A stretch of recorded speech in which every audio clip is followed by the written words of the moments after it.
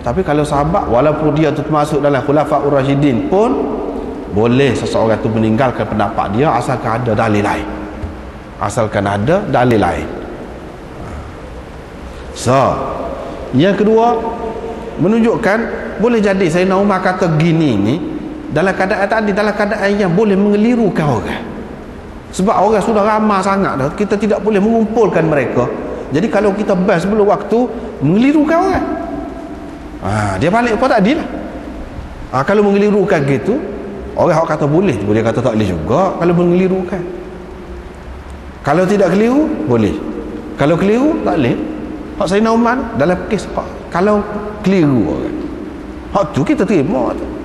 Tapi nak kata tak ada langsung, tak boleh langsung, sebelum subuh tu tak boleh lah gitu. Sebab apa? Sebab asalnya ada dalam sunnah.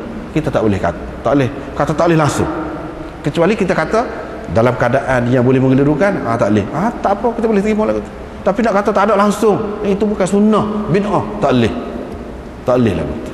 Sebab apa? Dia ada asal dia, ada asal. Gitulah.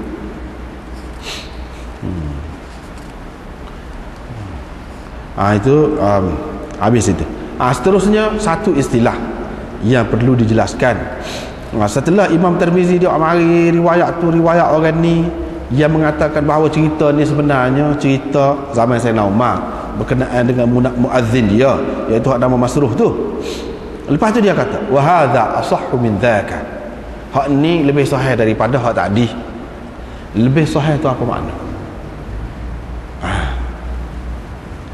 Kalau dalam kitab-kitab hadis, bila kita jumpa lagu tu, lebih sahih ni lebih sahih daripada hak tadi.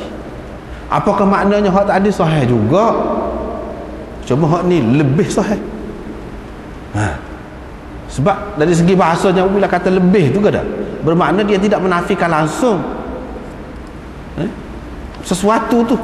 Misalnya kita kata hak ni Khalid dengan Kadir ni, kita kata sama-sama alim. Hak ni lebih alim, Kadir ni kita kata lebih alim. Kadir lebih alim daripada kita kata Khalid tadi. Apakah berarti bila kita kata gitu kita menafikan kealiman langsung? Maknanya Khalid ni langsung tidak alim? Tidak. Cuma kita kata nak banding dua tu, dia kurang alim, Kadir ni lebih alim. Itu maknanya kan? Tapi adakah dalam kitab-kitab hadis ni apabila dia kata lebih tu bermakna gitu? Tidak. Banyak benar. Jumpanya kalau dalam Tirmizi banyak benar. Jumpa lagu ni banyak benar. Memang setengah-setengah tepat memang gitu. Kalau dia kata hak ni lebih sahih, hak tadi pun sahih juga. Cuma hak ni lebih tinggi darjat kesahihannya. Ada juga, biasa juga digunakan begitu. Tapi ada kalanya tidak. Dia kata hak ni lebih sahih tu bukan bermakna hak tadi sahih juga. Tidak. Hak tadi tidak sahih. Hak tadi tidak sahih. Tapi dia guna lafaz ni banyak sekali diguna dalam kitab-kitab hadis. Macam di sini pun gitu juga. Dia kata hak ni sahih, hak tadi apa ke makna sahih juga? Tidak. Hak tadi tidak sahih. Apa ya dia kata asahhu min dzaka? Hak ni lebih sahih daripada hak tadi. Dia tidak kata hak ni sahih, hak tadi tidak sahih. Tu kata lagu tu terang-terang.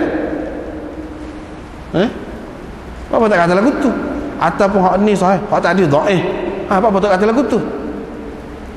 Dia cermat. Dia cermat.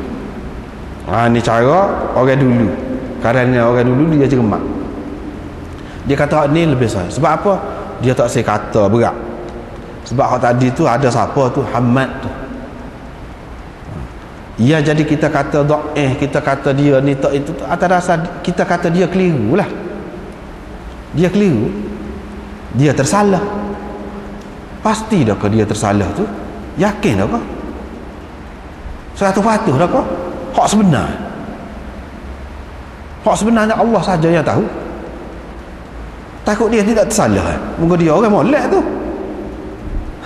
Dia orang jauh tu, orang molek, orang tinggi tu.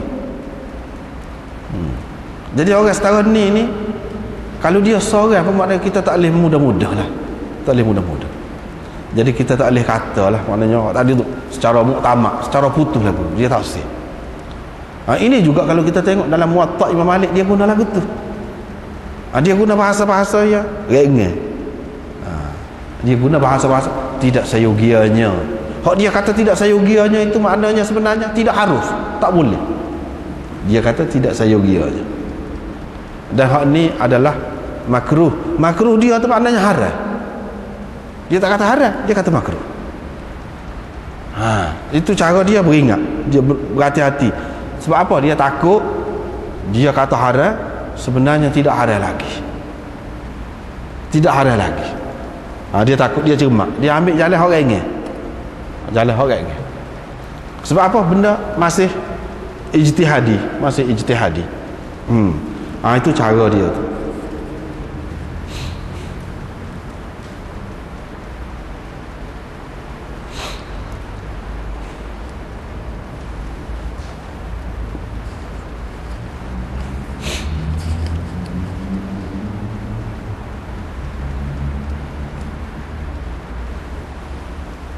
Kemudian syarih ni dia sebut lagi banyak lagi. Mana orang yang mengatakan taklih tu, adakah hak ni saja jakah hadis dia yang dipertikaikan oleh ulama ni? Hak ni saja ke sandaran dia? Tidak. Bahkan ada sandaran-sandaran lain, riwayat-riwayat yang lain yang tidak dipertikaikan oleh sesiapa pun tentang kesahihan dia. Di sini jawab lagi, memang tidak dipertikaikan. Jadi makna ulama-ulama kata taklih bas sebelum subuh tu pun bukan dalil dia hak tak kemah lagu tadi hak Imam Abu Daud kemuka. Bukan. Dia ada juga hak kemah. Jadi maknanya benda ni benda khilaf lah. Secara tu benda khilaf. Dia ada juga dalil-dalil yang mana ulama-ulama besar mengatakan hadis itu sahih. Sahih. Di sini banyaklah disebut tu, banyaklah disebut. Barulah kita tahu orang panggil imam-imam mujtahid ustaz mana. Mana hadis ni kita nampak tak lagi, dia ada lagi modal dia lain. Kita tak boleh anggap maknanya orang yang besar tu senjata dia sedua je. Tidak. Dia banyak senjata. Tak ada ni hak lain. Banyak lagi. Walau bagaimanapun benda ni hak khilaf lah, khilaf.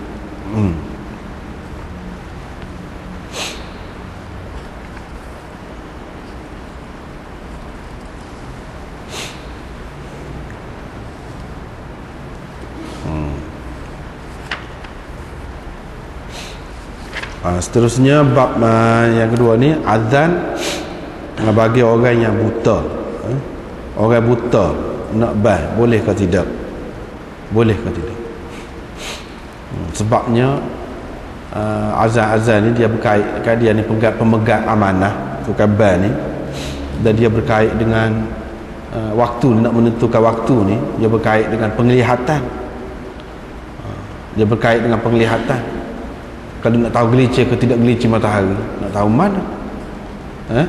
Lepas tu hak dikatakan dalam hadis tu, kalau masuk waktu asar tu bayar sesuatu tu jadi gini-gini sepanjang ni, dia nak tahu mana. Masuk dah waktu maghrib tu, bila tenggelam matahari, terbenam matahari, dia nak tahu mana. Isyak pun lagilah, lagi gelap lah. Subuh tu pun gelap juga, nak tahu mana. Nak rayaknya boleh ke tidak? Jawabnya boleh. Sebab apa? Nabi SAW dia ni benarkan, bahkan dia suruh Ibnu Ummi Maktum tu jadi muazzin. Sebab tu dalam riwayat ni dia sebut, riwayat Aisyah ni, bahawa Ibnu Ummi Maktum adalah muazzin kepada Rasulullah atau muazzin bagi Rasulullah SAW, dan dia seorang yang buta. Boleh. Maknanya walaupun untuk menentukan waktu tadi perlu kepada penglihatan, cuma kena ada syarat lah. Ada orang lain lah rayak ke dia. Kalau nak ke dia saja, semata-mata dia saja, boleh ke? Tak boleh. Lagu tu tak boleh. Lagu tu tak boleh. Orang buta boleh, tapi dengan syarat. Maknanya ban ni nak rayaknya dia, syarat dia tidak jelek. Tidak jelek. Syarat dia pastikan masuk waktu. Tidak dengan sendiri tahu tu tak apa. melalui orang lain tak apa. Hak celak